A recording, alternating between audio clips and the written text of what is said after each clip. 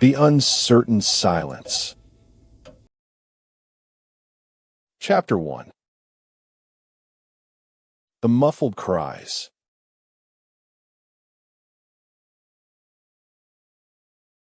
The darkness crept in like an intruder, shrouding my room in shadows before I could fully grasp the concept of morning. My bedroom door was ajar, just by a sliver, enough to stir unease yet not alarm me from a deep sleep. As I rose from bed and approached it cautiously, muffled cries echoed through the empty corridors of our modest home. They seemed to come from somewhere within its walls. A chill raced down my spine, skin prickling with goosebumps that had nothing to do with the night's cold. I yanked open the door, peering into the silent hallway, bathed in moonlight filtering through thin curtains. No one was there. My breath caught as I listened intently. Those cries still lingered on my ears, a low, anguished moan that sent dread trickling down my spine. We lived alone. My parents had passed away several months ago, and Sarah, my best friend since childhood, often spent nights at her place due to personal issues. It was just me now, dwelling in this eerie house I'd once called home. The sounds grew louder and more urgent as I crept forward into the darkened hallway. A woman's cries, but they stopped abruptly when I reached the top of the stairs. My heart raced as I descended, eyes scanning every corner for movement or any hint of human presence. The floorboards creaked beneath my bare feet with each step. Nothing else stirred.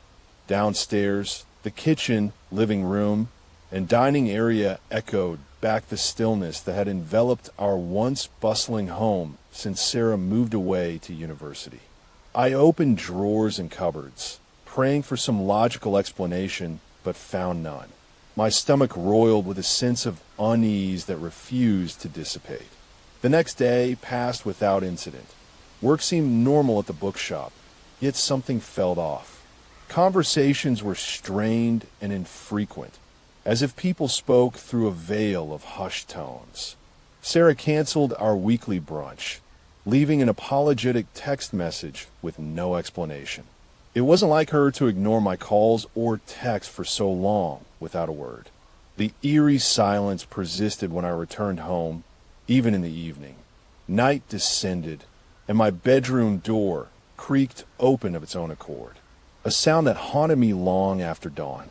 As I lay awake, hushed whispers crept in from unknown corners, drawing near with each passing moment, making it hard to distinguish reality from nightmare's grip. The words sounded familiar, yet indistinguishable.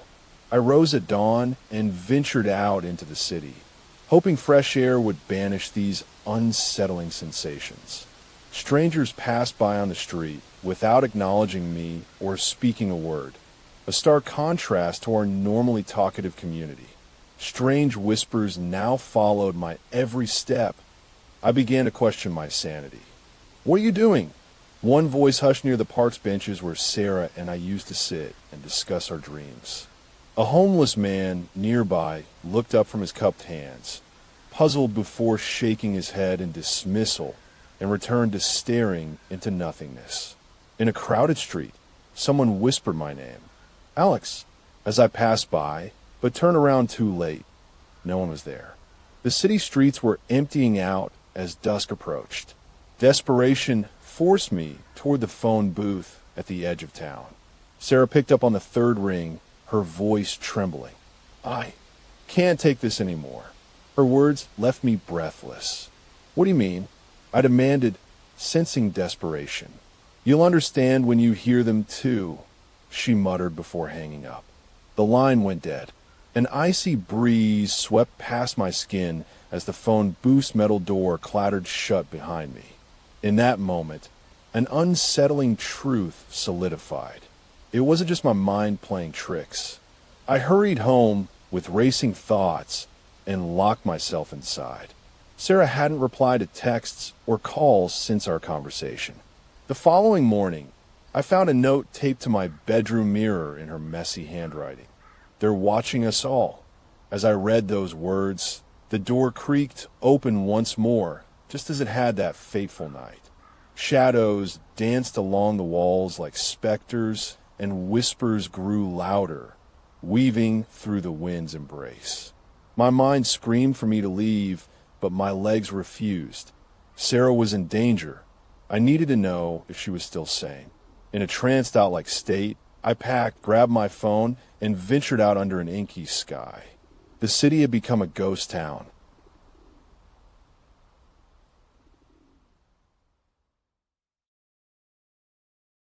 Chapter 2. The Vanishing Friend.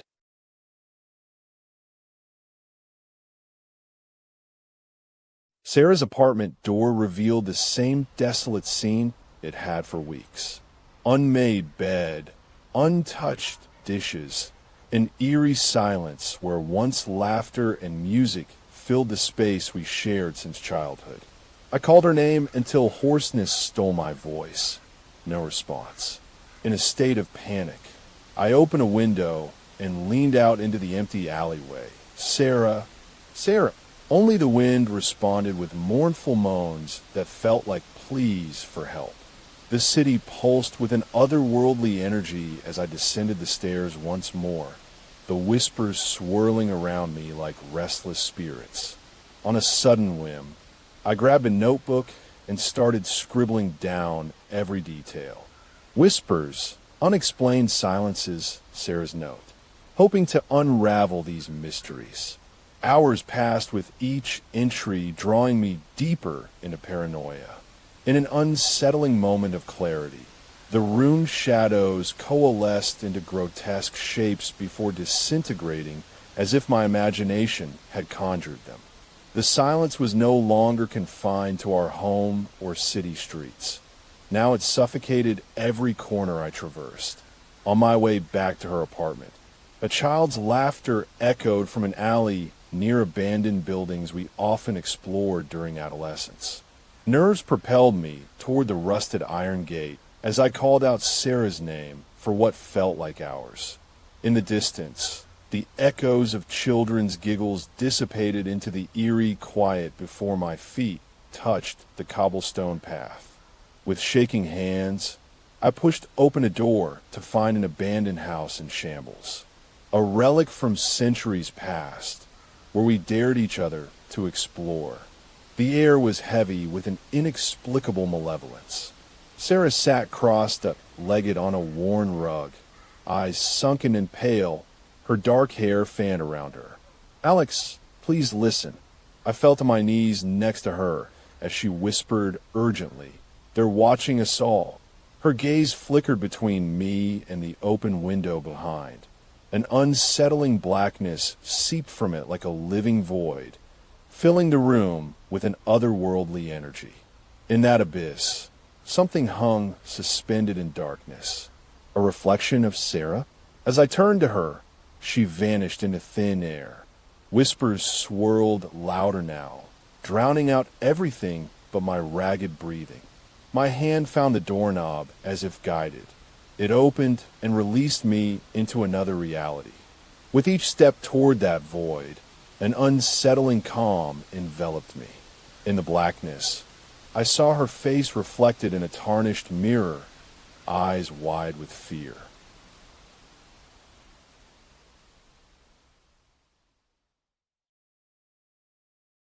Chapter 3. The Final Silence.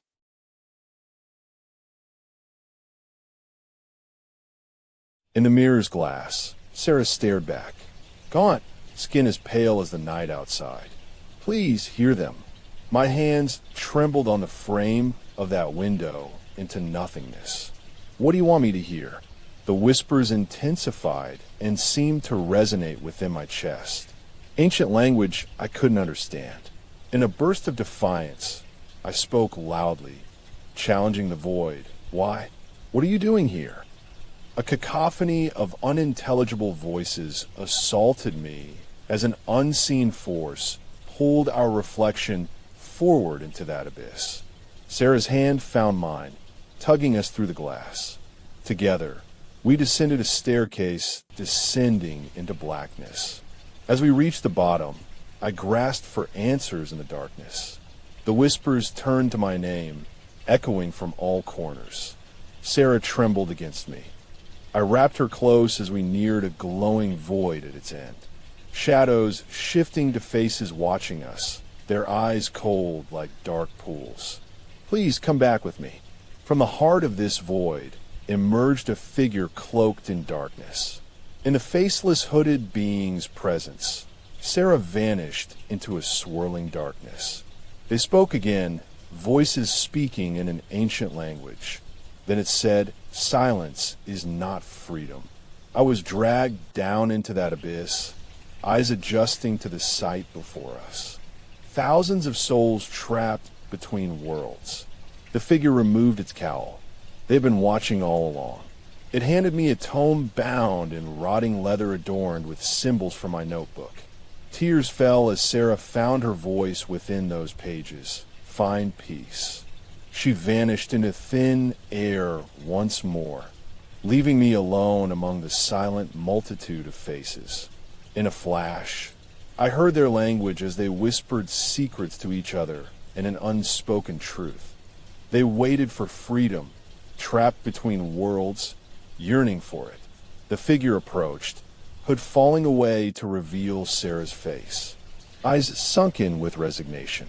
She spoke her final words in the forgotten tongue, "Silence is not," before vanishing into darkness with them, gone into eternal quiet forever. I was left alone, surrounded by a multitude that bore witness to their tale. A single truth settled within me, like an unspoken conviction. The world had changed without me noticing. It had become silent, and they were waiting for freedom. With trembling hands, I opened the leather tome, and my fingers traced the words Sarah once spoke in ancient tongues. Silence is not freedom. With numbness, I wrote back in blood on one of its pages, "Please." They released their hold as voices turned to laughter, then shouts, soon a cacophony that reverberated.